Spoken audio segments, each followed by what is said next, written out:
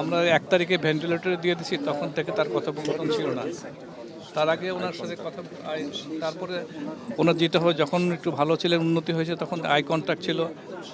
চোখ করলে বললে চোখ খুলতো, দাঁত দেখাতে এলে বলে দাঁত দেখাতো, জিভ দেখালো জিভ দেখাতো। কিন্তু 1 তারিখের পরে ওনার আসলে আমরা ভেন্টিলেটর দেওয়ার পর আমরা ওনাকে ঘুম পাড়ায় দিয়েছি, মাসের রিলিজন দিয়েছি, বিভিন্ন অর্গান রেস্টের জন্য ভেন্টিলেটর দিয়েছি। তারপর থেকে ওই যে কন্ট্যাক্টগুলো হতো, কিন্তু তার আগে তো উনি কথা বলছে, 1 তারিখের আগে উনি কথা বলছে।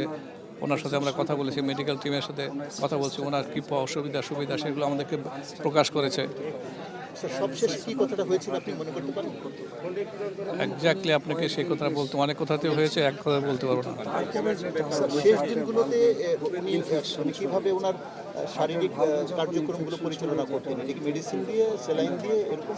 মানে এখানে ভর্তি হওয়ার পরে বিভিন্ন রকম অ্যান্টিবায়োটিক কটে নাকে নলে খেয়েছে।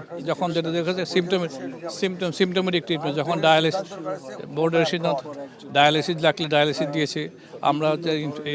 মানে আইনোট্রাল মানে হার্টের পাম্প বাড়ানোর জন্য যে পাম্প যে ইঞ্জেকশন সেটা দিয়েছি। অ্যান্টিবায়োটিক বিভিন্ন রকম ইনফেকশন কন্ট্রোল করার চেষ্টা করেছি, অ্যান্টি ফাঙ্গাল দিয়েছি।